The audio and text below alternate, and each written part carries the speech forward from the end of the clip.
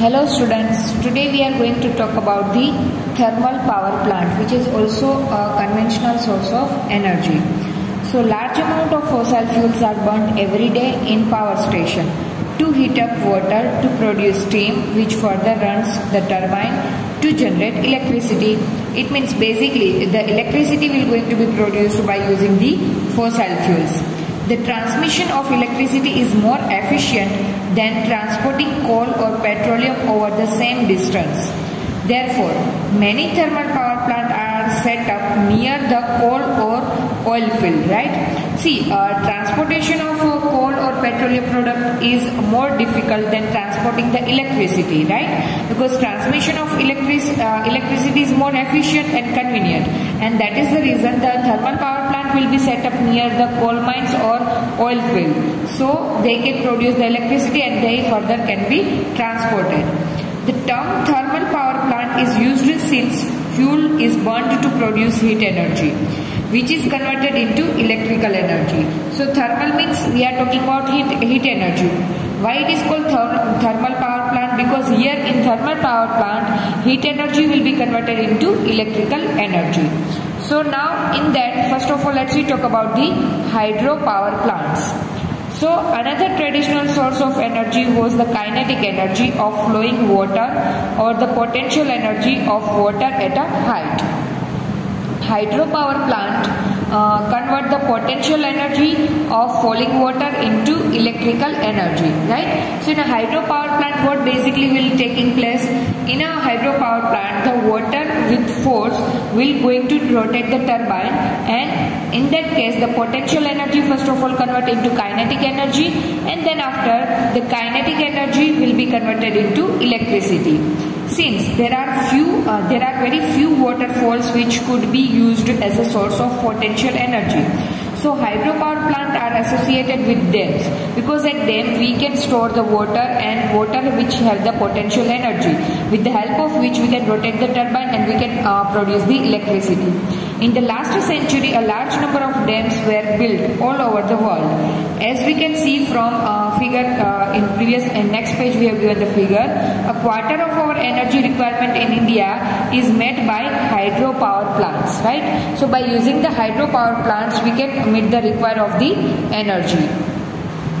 So here we can go through the figure that, as you can see here, the reservoir, the dam in which the water is stored, and water will have the potential energy. This potential energy with the flow of water converted to kinetic energy, that kinetic energy will rotate the turbine, and turbine will convert the kinetic energy into electrical energy. So like this way the electricity or energy can be generated. So in order to produce hydel electricity, high-rise dams are constructed on the river to obstruct the flow of water and thereby collect water in larger reservoirs.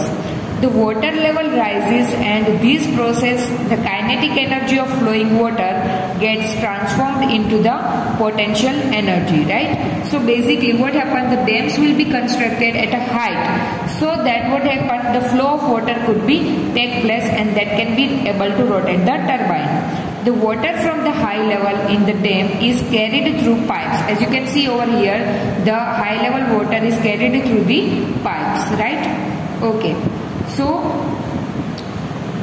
since carried through the pipes to the turbine at the bottom of the dam. Since the water in the reservoir would be refilled each time it rains, we would not have to worry about hydroelectricity sources getting used up the way fossil fuels would get finished one day. So in case of using hydro power plant or hydroelectricity, we are not worried about its exhaustible nature, right? Because just like fossil fuels, it will not going to be exhausted one day, because it is renewed by the rain, right? So water resources will not going to be empty in nearby future, because every year the rainfall will going to be takes place, and rainfall will refill the water each time.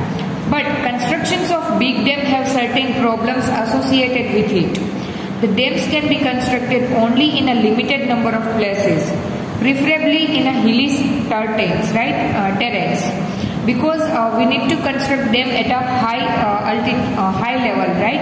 At a high rise depth we have to construct, and that is the reason it can be constructed at a hilly region, right?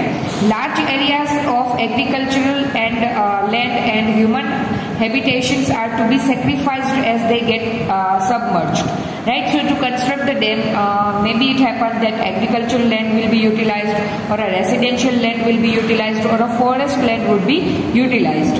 So large ecosystems are destroyed when they submerged under the water in dams, and because of that submerging, large number of ecosystem will get disturbed. The vegetation which is submerged rots under anaerobic conditions and give rise to large amounts of methane, which is also greenhouse gas, right? So if this submerging rot under anaerobic conditions, then what happens? It will produce the methane gas, which can be considered as the greenhouse gas, and it creates the problems of satisfactory rehabilitations of displaced people. And opposition to the construction of a Theri Dam on the river of Ganga and Sardar Sarovar project on the river of Narmada are due to such problems. So these are the hydropower plants in which there are certain advantages as well as the disadvantages would be there.